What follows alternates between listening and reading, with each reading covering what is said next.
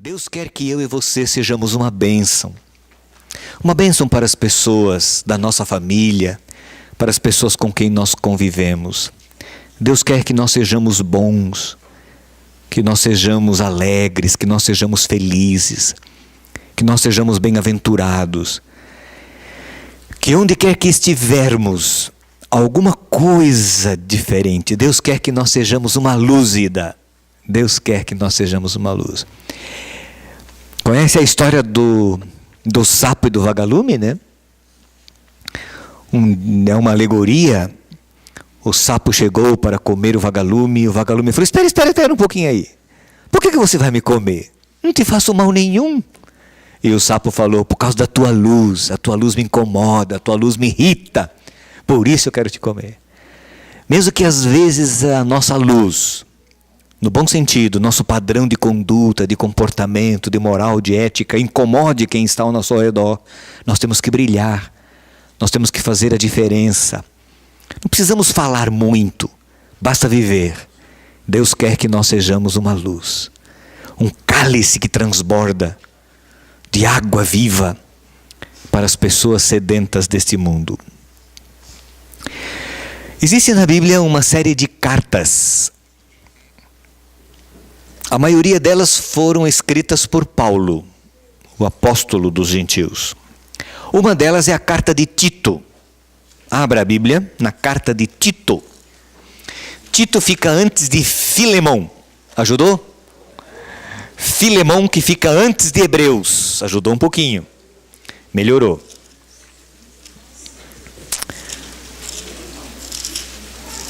Uma vez eu passei tanta vergonha, num JA de juvenis, lá no UNASP, quando meu filho Johnny era juvenil, ele estava dirigindo o JA, e eles me deram um papel na entrada para um sorteio, e eu ainda brinquei com o menino: para que eu vou ganhar esse papel? Eu nunca sou sorteado em nada. Não, pastor, hoje você vai ser. Eu me assentei e de repente cantaram o meu número. Mas não era para dar presente. Sortearam várias pessoas e era uma espécie de um concurso, e lá fui eu, JA de juvenil. E aí, sabe qual era o concurso?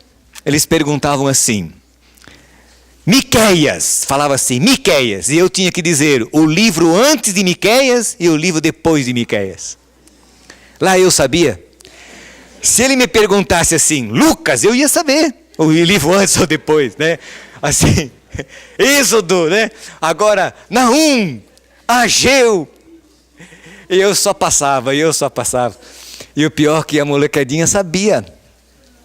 E aí quando terminou o JA, o Johnny falou assim no carro: pai, que vergonha, mas que vergonha. Que vergonha, o meu pai, um pastor, professor de teologia, não saber.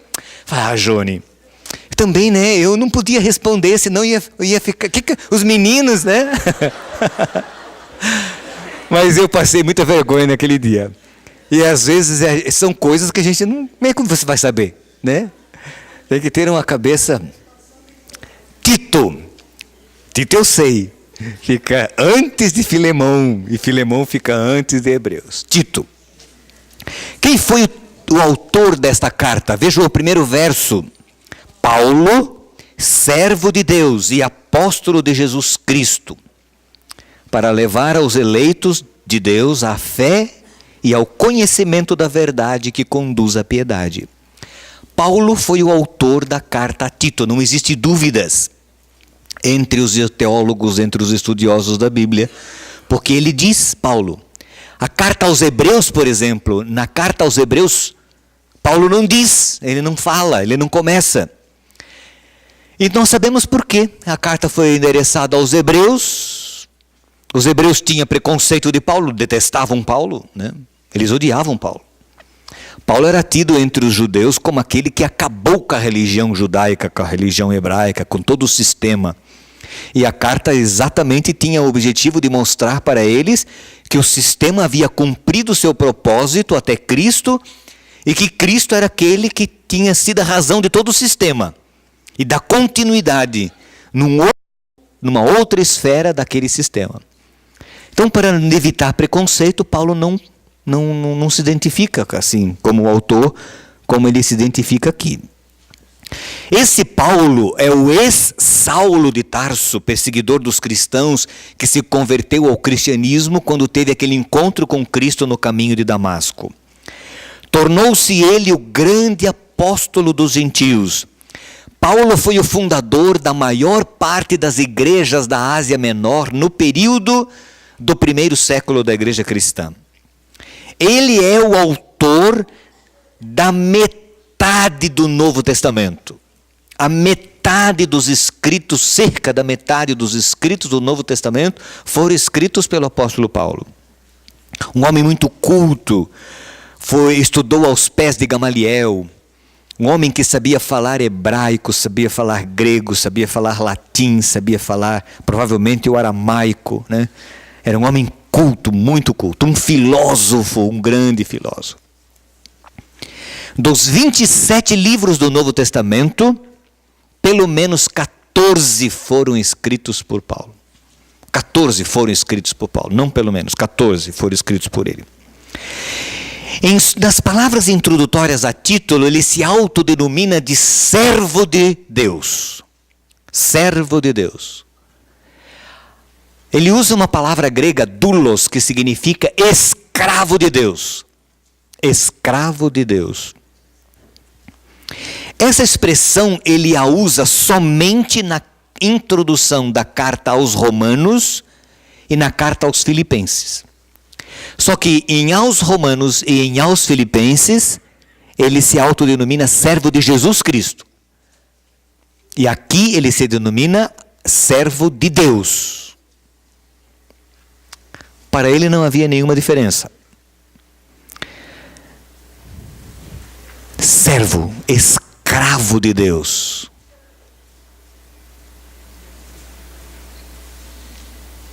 Na carta aos Romanos ele fala que ele decidiu ser escravo de Deus, escravo de Jesus Cristo. Ele é consciente de sua missão. Ele tem um propósito definido ao escrever a carta a Tito. Ele diz assim: para levar os eleitos de Deus à fé e ao conhecimento da verdade que conduz à piedade. Fé é conhecimento que se fundamenta na esperança da vida eterna, a qual Deus que não mente prometeu antes dos tempos eternos. Então ele disse: eu sou servo de Deus, eu sou escravo de Deus, eu fui enviado de Jesus Cristo, ele diz, com o propósito, com o fim de levar a fé e ao conhecimento, os eleitos, os amados de Deus. Só que a fé e o conhecimento que eu levo, não é fé e conhecimento da filosofia, não é fé e conhecimento do mundo grego. A fé e o conhecimento que eu levo como missão é o que? Ele diz, a palavra de Deus. A fé e o conhecimento se fundamentam na esperança da vida eterna, na palavra de Deus, nas orientações e no conhecimento de Deus. Fé e esperança que se fundamentam na esperança da vida eterna, prometida por Deus, ele diz aqui, antes dos tempos eternos, no final do verso 2. E ele diz que no devido tempo, no verso 3, Deus trouxe à luz a sua palavra, por meio da pregação a mim confiada por ordem de Deus, nosso Salvador. Depois dessa introdução ele diz, a Tito, meu verdadeiro filho, em nossa fé comum. O receptor desta carta, uma carta pastoral, esta é uma carta pastoral, classificada como uma carta pastoral. Existem cartas universais, com abrangência genérica. Existem cartas específicas a algumas igrejas, existem cartas específicas a algumas pessoas. Timóteo, por exemplo, é uma carta pastoral, as duas cartas que Paulo escreveu a Timóteo. Quem era Tito? Ele diz que Tito era um filho espiritual dele, provavelmente um converso de Paulo, Tito. Provavelmente Tito era um grego de Antioquia. É bom ter isso em mente. antes de nós entrarmos onde eu quero chegar mesmo. Só para a gente se situar. Porque senão, quem foi Tito? Que carta é essa? É bom ter isso em mente. Provavelmente Tito era um gentio do mundo da cidade de Antioquia. Por quê? Porque Paulo fala aos Gálatas, na carta aos Gálatas, em 2 momentos, ele diz que levou Tito com ele a Jerusalém. E lembram quando houve aquele problema lá em Antioquia, se circuncidavam-se os gentios ou não, se deveriam guardar as leis judaicas ou não. Então, a igreja de Antioquia enviaram eles, Paulo e Barnabé, a Jerusalém para consultar os apóstolos. E junto com Paulo e Barnabé, lá diz no livro de Atos, que a igreja de Antioquia enviou alguns irmãos. Como no livro de Gálatas, Paulo diz que Tito foi com ele a Jerusalém, nós cremos que entre estes alguns irmãos que foram enviados pela igreja de Antioquia, estava Tito. Então, provavelmente, Tito tenha sido um converso em Antioquia, um gentio converso em Antioquia, que acompanhou Paulo para a cidade de Jerusalém, onde aconteceu, segundo o livro de Atos, capítulo 15, o primeiro concílio da igreja cristã primitiva e da igreja cristã, onde eles decidiram que não precisavam mais se circuncidar, que não precisaria mais circuncidar os gentios, e que apenas recomendariam que eles se abstivessem da prostituição e se abstivessem da carne sacrificadas aos ídolos. Está lá no livro de Atos, capítulo 15, você pode estudar, nós já estudamos esses tempos alguma coisa relacionada com isso. Vamos fazer um replay?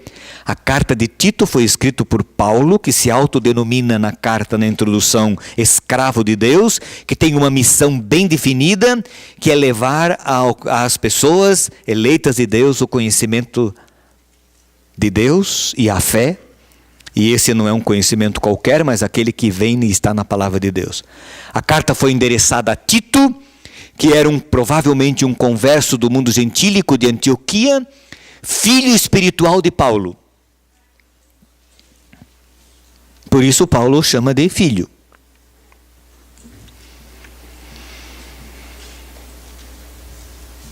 Onde estava Tito quando recebeu a carta? Veja o verso 5. A razão de tê-lo deixado em Creta. Tito estava na ilha de Creta, para que você pudesse pôr em ordem o que ainda faltasse e constituísse. Tito era o pastor da igreja na ilha de Creta e tinha a responsabilidade de organizar as igrejas vizinhas.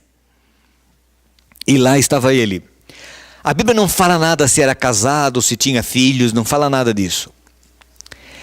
Interessante que a primeira carta de Paulo aos Coríntios foi levada à igreja de Corinto por Tito. Tito foi o que conduziu, que levou, o portador da carta aos Coríntios. Quando Paulo, mais tarde, ele foi para Macedônia, ele esperou encontrar Tito. Tito não veio de Corinto, ele ficou muito preocupado com Tito. Depois ele se encontrou com Tito. Quando Paulo chegou a Troade, depois de um tempo ele não encontrou Tito, depois ele foi para Macedônia, lá ele encontrou Tito. Tito veio de Corinto com a notícia de que a carta, a primeira, havia sido muito bem recebida pelos irmãos de Corinto. E aí Paulo envia por ele a segunda carta. Nessa segunda carta ele conta isso. Lá no capítulo 7, no capítulo 8, ele conta desse encontro que ele teve com Tito, a preocupação que ele teve. E ele elogia os irmãos de Corinto por terem ouvido bem a carta, embora a carta seja uma carta dura. Eu repreendi vocês, mas vocês ouviram as minhas orientações. E ele envia com Tito, nessa segunda vez, um grupo de irmãos para fazer uma coleta entre os irmãos de Corinto para os irmãos pobres de Jerusalém. Este é Tito, este é Paulo. Aqui na carta de Tito, que foi escrita, antes da segunda e última prisão de Paulo, provavelmente por volta do ano 66, 65, ele marca um encontro com Tito. ele quer encontrá-lo numa cidade, deixa eu ver aqui, que não é muito comum, Nicópolis, na cidade de Nicópolis. Ele marca o encontro com Tito em Nicópolis, lá em Tito 3,12. Lá na carta a Timóteo, ele diz que Tito acabou indo para a Dalmácia. Bom, esses dados, só para nós termos uma ideia geral, genérica de quem foi Tito, qual o significado desta carta.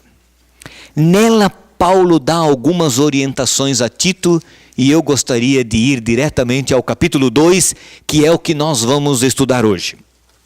Depois dessa introdução histórica, desse contexto, lembrem-se, Tito é pastor da igreja em Creta, na ilha de Creta. Paulo o deixara ali para organizar a igreja, e Paulo escreve uma carta dando orientações de como ele devia proceder e o que ele devia fazer. O que isso tem a nos ensinar e que estímulos nós teríamos dessas orientações, sobretudo do capítulo 2. Vamos lá. Você, falando com Tito, porém, fale o que está de acordo com a sã doutrina. Portanto, Tito, você tem que falar o que está de acordo com a sã doutrina. Se existe sã doutrina, é porque existe o quê? A doutrina doente. A falsa doutrina. Senão Paulo não falaria de sã doutrina. Tito corria o risco de falar de uma doutrina doente. O que é doutrina? Doutrina é ensino. A palavra grega para doutrina é a mesma palavra grega de didática. É a mesma palavra. O que é doutrina? Tem gente hoje que não gosta de doutrina, se irrita com doutrinas. Isso é muito comum no mundo evangélico hoje. Não, doutrina não quero saber de doutrina. Doutrina é justamente ensino. É um conjunto de ensino. Isso é doutrina.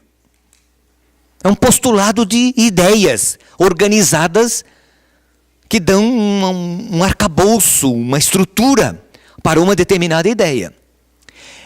Você sabe que este conceito de eliminar-se doutrina, e é muito comum isso no mundo evangélico, essa é uma artimanha de Satanás, porque quando as pessoas não sabem no que creem, elas são facilmente enganadas e levadas por todo o vento de doutrina.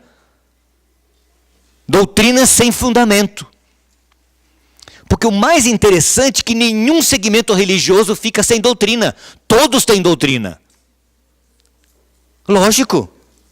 Porque o indivíduo tem que crer em alguma coisa. Portanto, Paulo diz assim: Tito, você vai pregar a sã doutrina. A doutrina correta, certa. O que você vai ensinar? Aos homens, por exemplo, mais velhos, diz o verso 2. Ensine os homens mais velhos. Eu me enquadraria nesse grupo já. Eu já sou um homem mais velho, né? Eu e alguns aqui, meus irmãos. Nós somos homens mais velhos. Tito ensinaria aos homens mais velhos, aos homens mais experientes, o quê? A serem moderados, dignos de respeito, sensatos e sadios na fé, no amor e na perseverança. O que Tito tinha que ensinar aos homens mais velhos? A serem moderados. Essa palavra significa abstêmios, sóbrios. Dignos de respeito. Você sabe que respeito se conquista pela vida. Homens de respeito. Sensatos, equilibrados, ponderados. Sadios na fé, no amor e na perseverança. Tito deveria ensinar isso aos homens mais velhos. O que ele deveria ensinar às mulheres? Verso 3. Semelhantemente, da mesma forma, ensine as mulheres mais velhas, as irmãs mais velhas da igreja, a serem o quê? Reverentes na sua maneira de viver, a não serem caluniadoras, nem escravizadas a muito vinho, mas a serem capazes de ensinar o que é bom. As mulheres mais velhas deveria Tito ensiná-las a serem reverentes na maneira de viver. Significa ensine-as a se conduzir bem, a andar bem, a se portar bem, a não serem caluniadoras, fofoqueiras, né? Assim, paroleiras. Ensine-as a não dadas a muito vinho, só um pouquinho, mas não muito. Não é isso. Olha, volta a palavra vinho. A palavra vinho na Bíblia, oikos, é uma palavra genérica que só o texto vai dizer se é vinho fermentado ou vinho não fermentado, suco de uva. Como ele está falando de sobriedade, ensine os homens a serem sóbrios, abstêmios. O vinho aqui no contexto é suco de uva. Nem muito suco de uva, não pode tomar muito suco de uva, porque ele deixa tonto também. Se você tomar garapa demais, vai ficar tonto, certo? Então tem que ser moderado, tem que ser, né? É isso que ele está dizendo. Não dependentes, e também alcoólatras. Eu acho que o conceito do alcoolismo também aqui entra no conceito. Capazes de ensinar o que é bom. As mulheres devem ser capazes de ensinar o que é bom. Mestras do bem. Então veja só, aos homens mais velhos, ele deve ensinar a serem moderados, dignos de respeito, sensatos, sadios na fé, no amor, na perseverança. Às mulheres, ou na paciência, perseverança, paciência, as mulheres mais velhas deveriam ser ensinadas a se portar bem, né? A se conduzir bem, a não serem caluniadoras, a não serem beberronas. É isso mesmo, a ideia pode ser até ser conhecida assim, entendida assim. Capazes de ensinar, ensine-as a ensinar, incentive-as a ensinar. Agora vem as mulheres mais jovens, verso 4. Assim poderão orientar as mulheres mais jovens, isto é, as mulheres mais velhas, se forem reverentes na maneira de viver, não caluniadoras, se forem ensinadas a não ser escravizadas ao vinho, e se forem capazes de ensinar, elas poderão orientar as mulheres mais jovens a fazerem o quê? A amarem os seus maridos e seus filhos, a serem prudentes e puras, a estarem ocupadas em casa, a serem bondosas e sujeitas a seus maridos, a fim de que a palavra de Deus não seja danificada ou difamada. Havia um problema naquele contexto histórico. Como a igreja estava inserida num contexto pagão, os pagãos criticavam muito os cristãos pelo comportamento deles. E eles olhavam muito para o comportamento dos cristãos. Então Paulo diz, olha, as mulheres mais velhas devem ensinar as mulheres mais jovens a cuidarem bem da casa, do marido, a não ficarem de casa em casa fofocando. A ideia é essa, a serem prudentes, puras, estarem sempre ocupadas e não à toa aí batendo perna sem ter o que fazer. E na época não tinha televisão, não tinha outras coisas, entendeu? E era muito comum as mulheres estarem assim, vivendo na casa da outra, criando problemas e havia dificuldades. E Paulo diz, olha, as mulheres mais velhas devem ensinar as mulheres mais jovens. E aqui tem uma coisa que na nossa cultura a gente tem que cuidar com que lê isso aqui, porque corre o risco de, né? Olha aqui. Está escrito aqui, ó. As mulheres mais velhas devem ensinar as mulheres mais jovens a amarem os seus maridos e a seus filhos, e a serem prudentes e puras, a estarem ocupadas em casa, a serem bondosas e sujeitas a seus maridos. Aí vem a ideia da sujeição que aparece muito na Bíblia. Agora lembre-se de uma coisa, as mulheres sujeitas a seus maridos na Bíblia, Deus orienta estes maridos a amar estas mulheres como Cristo ama a igreja. Eu pergunto a qualquer mulher aqui, você teria medo de ser sujeita a um marido que ama a você como Cristo ama a igreja? A ponto de dar a vida por ela? A ponto de dar a vida por você? Você teria medo como mulher de se submeter a um homem que te ama como Cristo ama a igreja? Não. Nós temos muitas dificuldades na nossa cultura, na nossa sociedade. E eu acho que as mulheres mais velhas poderiam ensinar algumas coisas às mulheres mais jovens. Me chamou a atenção ao estudar esse capítulo, que Tito diz assim, ensine os homens mais velhos, ensine as mulheres mais velhas. Mas Paulo não diz que Tito deve ensinar as mulheres mais jovens. As mulheres mais jovens não era ele que tinha que ensinar. Eram as próprias mulheres. As mulheres deveriam ensinar as mulheres. E não ele como homem. Porque ele teria dificuldades para fazer isso. Mas as mulheres mais vividas não teriam dificuldades de entender as orientações de Tito como pastor da igreja delas. Mas quem sabe as mulheres mais jovens assimilariam melhor as orientações das mulheres mais velhas. De algumas coisas. O comentário bíblico adventista comentando esse texto diz assim: é uma tragédia quando mulheres mais jovens assumem os deveres conjugais e materiais sem terem sido devidamente ensinadas por preceito e pelo exemplo nas responsabilidades cristãs na família. Deixa eu abrir um parênteses aqui. Quando eu era professor de teologia no UNASP, eu sempre pregava nos dormitórios, feminino e masculino, com muita frequência.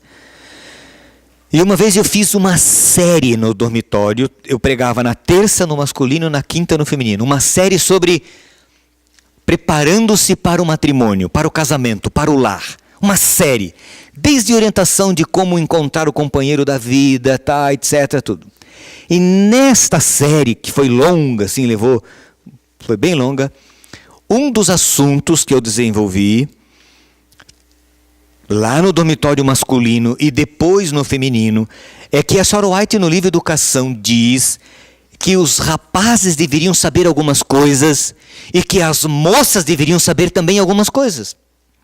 No contexto histórico da época, a senhora White diz que os rapazes deveriam saber cozinhar, lavar, eles deveriam saber cuidar da casa, eles deveriam saber isso.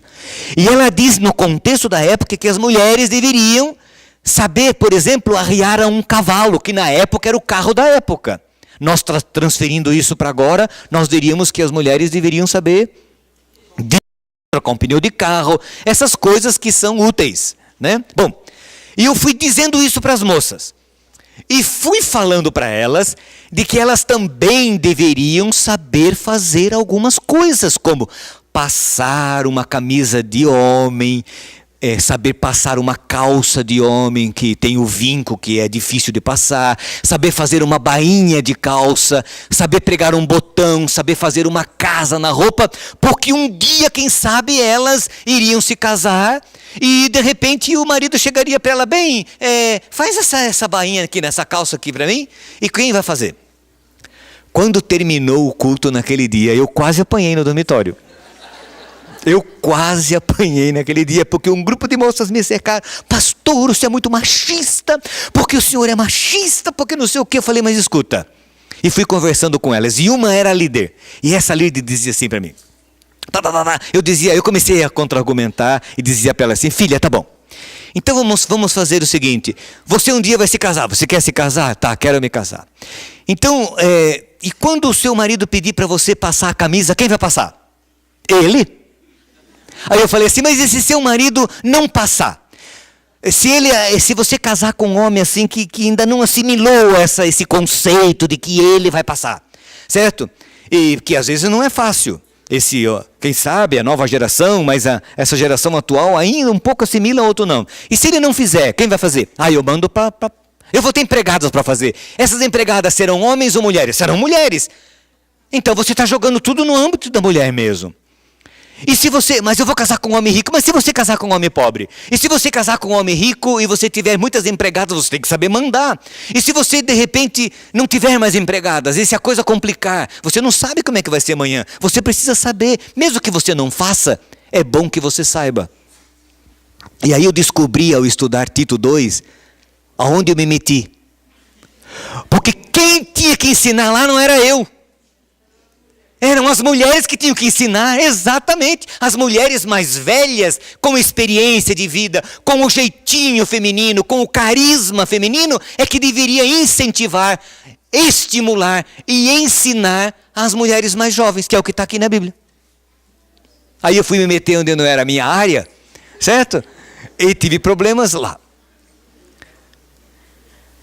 Paulo continua dizendo para Tito, da mesma maneira, diz o verso 6, encorajem os jovens, agora os homens mais jovens, a serem prudentes. Olha, os rapazes a serem prudentes. Em tudo seja você mesmo um exemplo para eles. Tito deveria ser um exemplo para os homens mais jovens. Fazendo boas obras, em seu ensino mostre integridade e seriedade. Use linguagem sadia, contra a qual nada se possa dizer, para que aquele que se opõe a você fique envergonhado. Aqueles que se opõem a você fiquem envergonhados por não poderem falar mal de você, de nós. Então agora veja que, Tito, você vai ser um exemplo para os rapazes mais jovens. Você vai estimulá-los, ajudá-los a serem prudentes, você vai encorajá-los. Por exemplo, você vai ajudá-los. Ensine também os escravos, verso 9, a se submeterem a seus senhores, a procurarem agradá-los, a não serem respondões, a não roubá-los, mas a mostrarem que são inteiramente dignos de confiança, para que assim tornem atraente em tudo o ensino de Deus, nosso Salvador. Segmento da sociedade da igreja de Tito: homens mais velhos, mulheres mais velhas, mulheres mais jovens, homens mais jovens, escravos. Ensine os homens mais velhos, ensine as mulheres mais velhas que devem ensinar as mulheres mais jovens. Seja um exemplo e ensine os homens mais jovens e ensine os escravos a serem dependentes do seu senhor, a não roubá-los, a serem íntegros e honestos. Tudo gente cristã, membros da igreja. Homens mais velhos cristãos, mulheres mais velhas cristãs, mulheres mais jovens cristãs, seguidoras de Jesus Cristo, homens mais jovens cristãos e escravos cristãos, seguidores de Jesus Cristo. E agora, vem onde eu quero chegar. Por que você vai fazer isso? Porque a graça de Deus se manifestou salvadora a quem? A todos os homens. Porque nós fomos salvos pela graça, Tito. Porque Cristo nos salvou de nossos pecados, de nossos erros. Ele nos justificou, Ele nos purificou. Ensine-os a viver bem. Ensine-os a serem prudentes, sensatos, não caluniadores, equilibrados. Estimule-os à prática do bem, à prática das boas obras. Porque nós fomos salvos. Por isso que nós temos que agir assim. Nós somos salvos. A graça de Deus se manifestou salvadora. E esta graça, veja o verso 12, ela, porque ela aqui está se referindo à graça, a graça salvadora de Deus, ela nos ensina a renunciar à impiedade e às paixões mundanas, e a viver de maneira sensata, justa, piedosa, nesta era presente. Eu vejo aqui duas graças, que na realidade é uma graça só. Eu vejo dois aspectos da graça de Deus: a graça que nos salva e a graça que nos capacita. A graça que nos salva nos redime da culpa do pecado, nos justifica. E a graça que nos capacita nos ensina a obedecer a Deus. A fazer o quê? A renunciar à impiedade, as paixões mundanas. Lembram das concupiscências da carne da semana passada? Lembra da concupiscência dos olhos e da soberba da vida do sermão de sábado passado? Então, a renunciar a estas coisas, a graça nos capacita a fazer isso. A viver de maneira sensata, justa e piedosa nesta geração. Então veja, se você leu as palavras do pastor, eu analisei um texto de Efésios, onde isto é bem claro. O texto de Efésios diz ali, ó, olha lá. O texto de Efésios.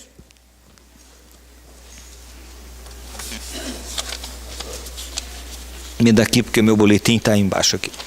O texto de Efésios diz assim. Não, esse é da semana passada. Rubem está aqui. Está aqui, meu boletim está aqui. Diz assim, Efésios 2, 8 a 10. Porque pela graça sois salvos mediante a fé. E isto não vem de vós, é o quê? Dom de Deus. Não de obras, para que ninguém se glorie. Nós somos salvos pelo quê? Pela graça. E a graça é o quê? É um dom. E se é um dom, ela é o quê? um presente, um favor imerecido, certo? Ninguém pode se gloriar, porque ninguém merece ser salvo, porque ele é de graça. Pois somos feituras dele, criados em Cristo Jesus para as boas obras, as quais Deus de antemão preparou para que andássemos nelas. Se atentarmos bem para este texto, podemos ver que a primeira declaração é que somos salvos pela graça de Deus. Isto coloca de imediato a verdade de que o ato de salvar a humanidade procede de Deus. A salvação é uma dádiva de Deus para o homem. Por mais que uma pessoa seja dada a fazer o bem, por mais que suas obras sejam excelentes, a salvação não vem de si mesma. A salvação é um ato da graça de Deus. Ninguém será salvo pelas obras. Você pode fazer o que você quiser, você não vai ser salvo. Mesmo que você não mate ninguém, que você nunca roube, que você nunca fale palavrão, você vai continuar perdido. Porque não é isso que salva qualquer pessoa. Nós somos salvos pela graça de Deus. A graça de Deus foi primeiramente oferecida a Adão e Eva e por extensão a toda a humanidade.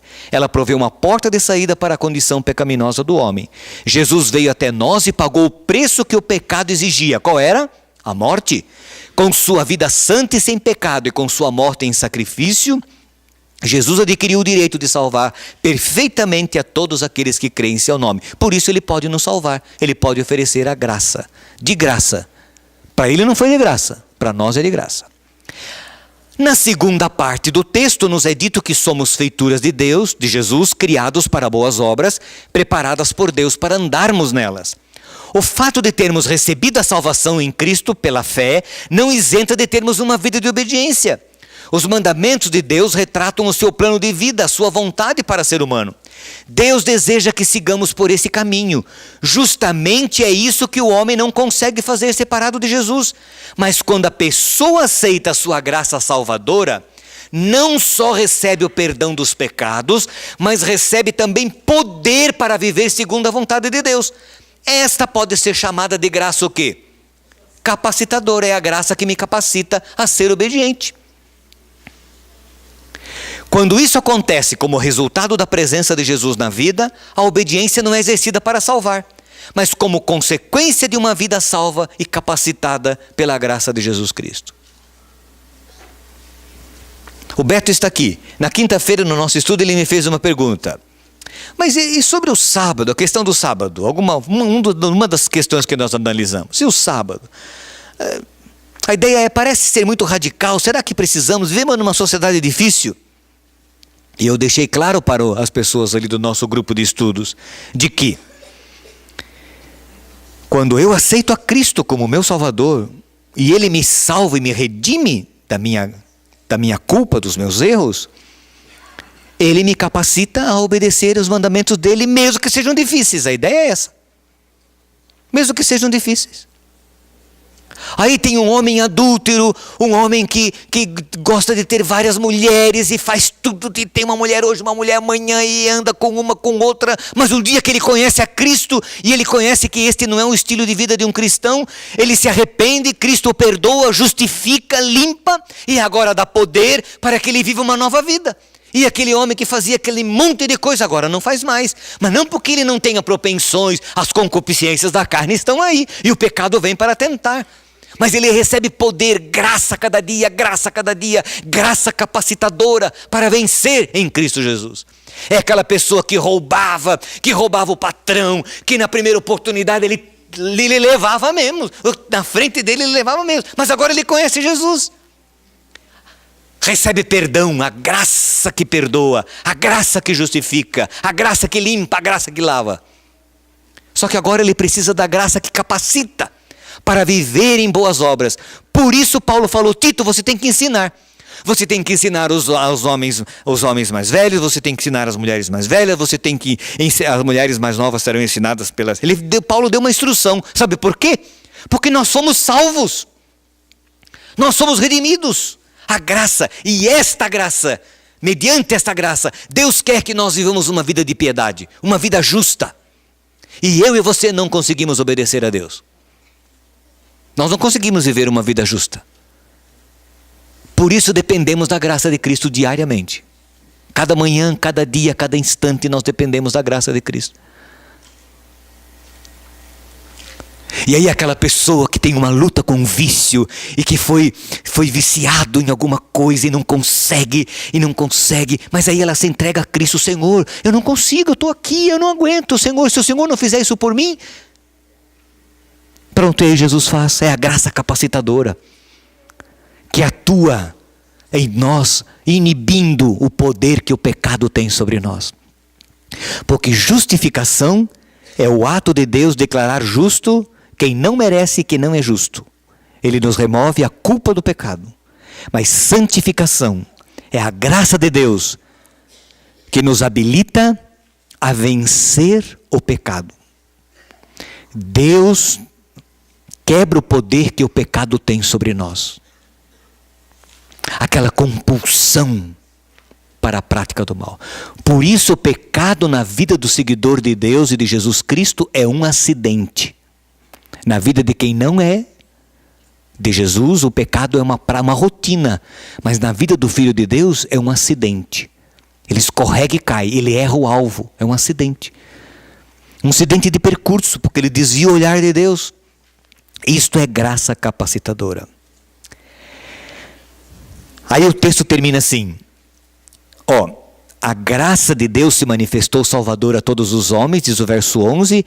Ela nos ensina a renunciar às impiedades, às paixões mundanas, a viver de maneira sensata e piedosa nesta era presente, neste mundo difícil.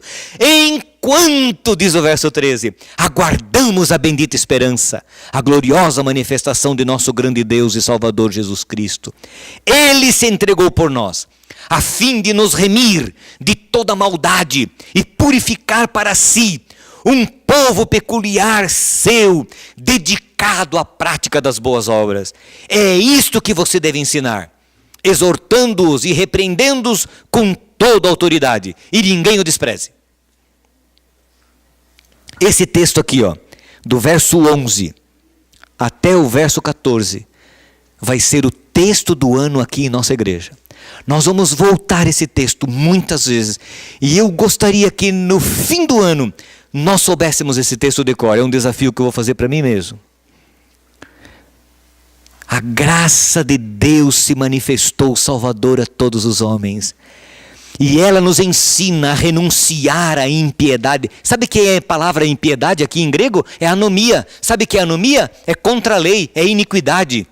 Isso é a palavra impiedade. Renunciar à desobediência, a viver uma vida santa, justa e irrepreensível diante de Deus, uma vida íntegra, de boas obras. É isto que Deus quer de você, é isso que Deus quer de mim. Só que eu, Jorge Mário, e você não conseguimos isso. Nós precisamos da graça de Deus, da graça capacitadora, da graça que nos capacita a obedecer cada dia. E aí aquele indivíduo que tem uma compulsão tremenda para beber, para fumar, porque não consegue, com a graça capacitadora que ele busca cada dia de Cristo, ele consegue, porque a graça dá poder. Aquele que era adúltero não é mais adúltero, porque ele tem poder para não mais adulterar. Aquele que roubava, que mentia, que falava mal dos outros, que xingava todo mundo, que brigava no trânsito. E eu tenho que pedir muito para Deus para não brigar no trânsito. Eu fiquei com tanta raiva de alguém ontem, que eu falei para a Márcia, eu dei uma freada, eu dei uma reduzida, e orei a Deus, porque eu tinha vontade de fazer algumas coisas. Eu tive vontade de fazer uma coisa, eu tive vontade de dar uma freada na frente do cara, o cara ia esbarrar em mim, ia ser um rolo, mas eu tinha vontade de fazer.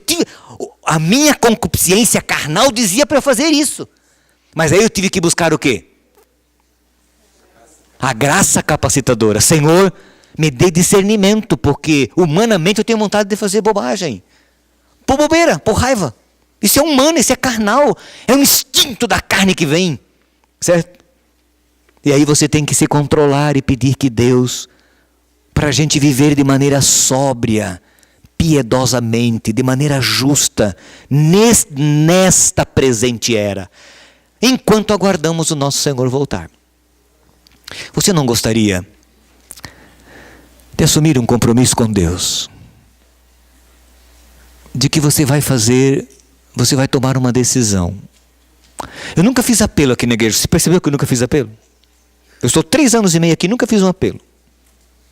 E hoje eu vou fazer um apelo. Não vou contar nenhuma história para movê-los ao sentimentalismo. Eu quero fazer um apelo racional. E o apelo que eu vou fazer a você é um só. E a ideia é: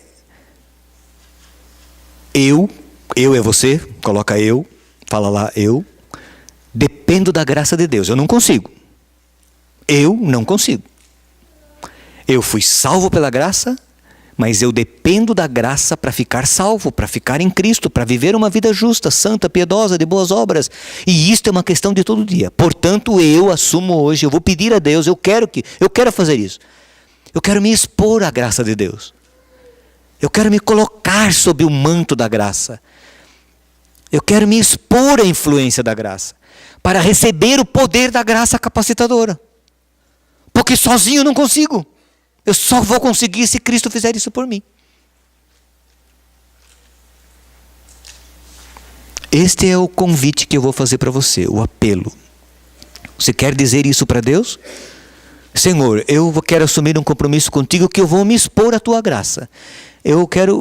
Vou pedir, vou buscar, vou fazer a minha parte é me expor. Se eu não me expuser, lá tem um sol bonito lá fora. Se eu não me expuser ao sol, eu não terei os benefícios do sol. Eu não vou me queimar, eu não vou me bronzear. Eu tenho que me expor ao sol. O ato de vir à igreja faz parte desse processo. Você se expõe. E isso aqui te fortalece, te ajuda. Quer dizer isso para Jesus hoje? Senhor, eu preciso de ti.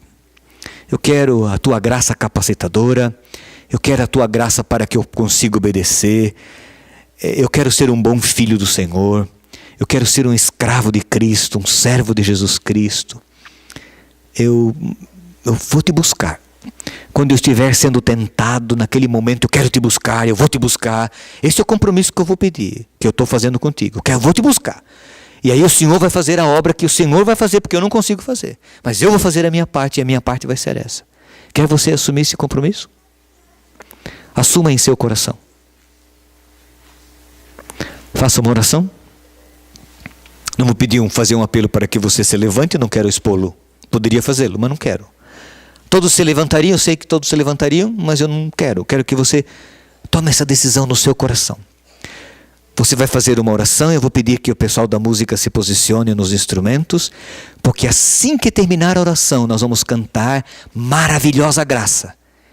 E eu quero ver você cantando como você nunca cantou essa música.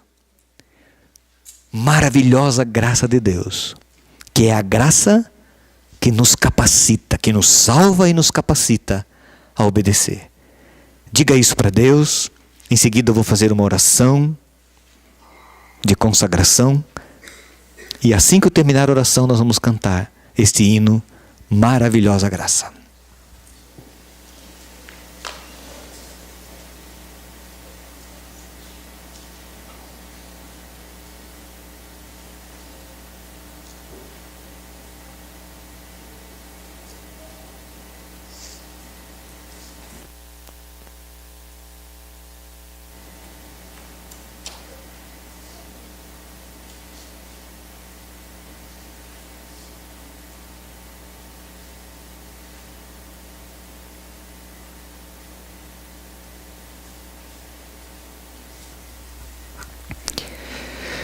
Ratifica com o sangue de Jesus Cristo a decisão que acabamos de fazer.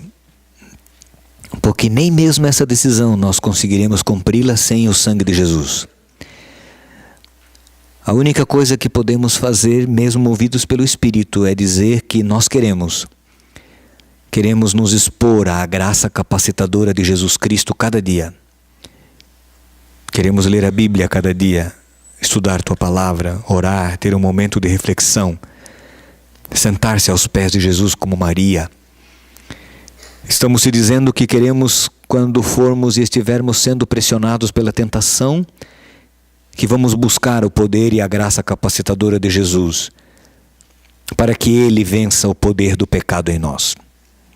Liberta-nos do mal, e que nesta era e nesse presente século mal, nós vivamos de maneira sóbria, justa e sensata, como verdadeiros filhos do Teu reino, esperando o cumprimento da promessa da bem-aventurada esperança do retorno de Jesus Cristo. Confirma no céu a nossa entrega, a nossa decisão, em nome de Jesus. Amém.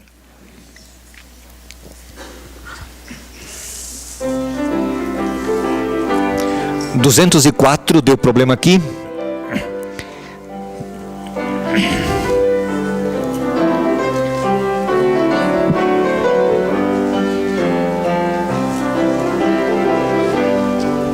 Deu, agora deu. Hã? Tá.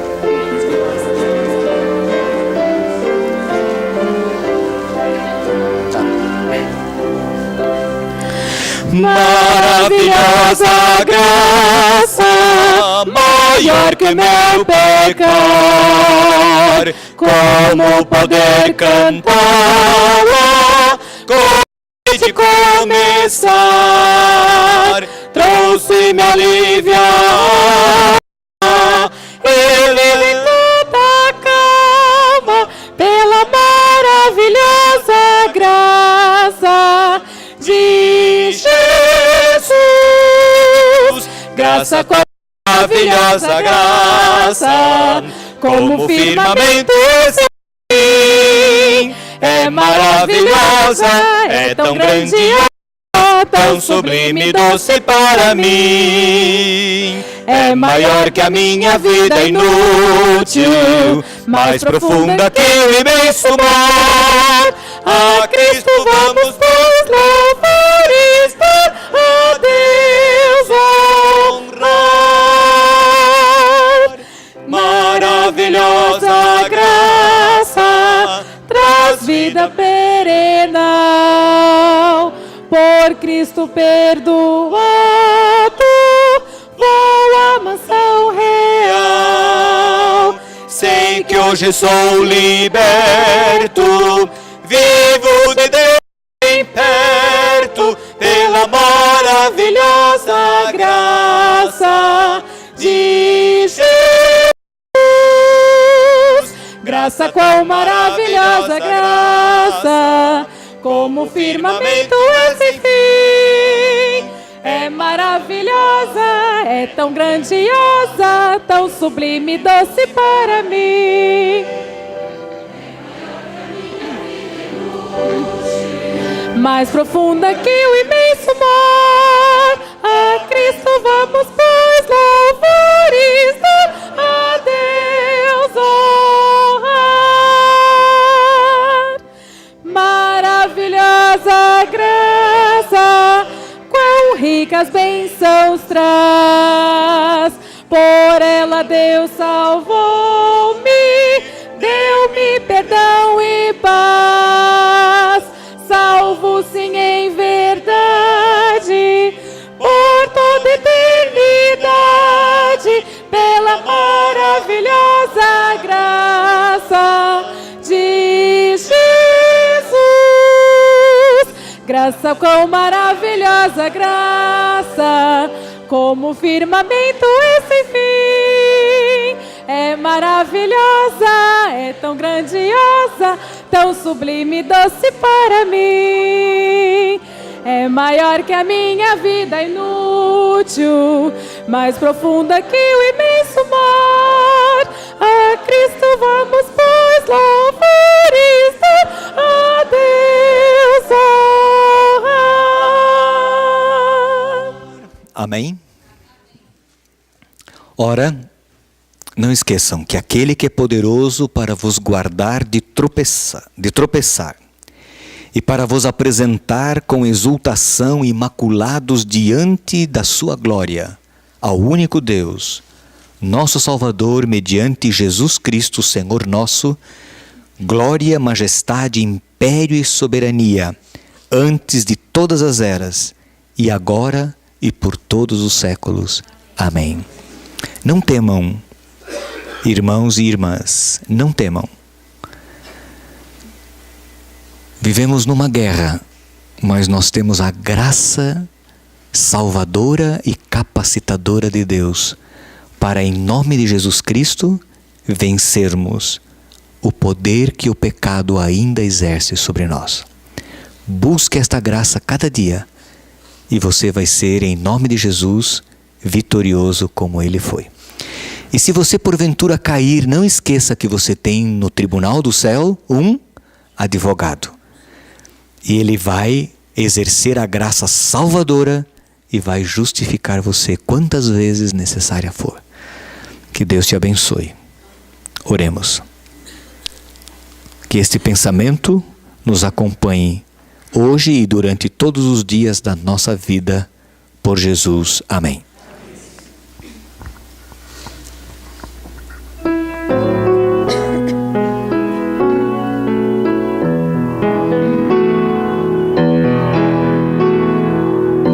Em paz eu vou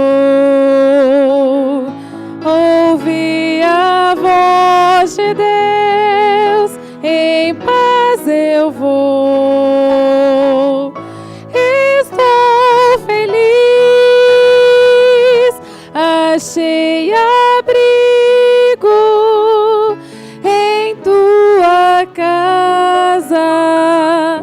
Em paz estou com meu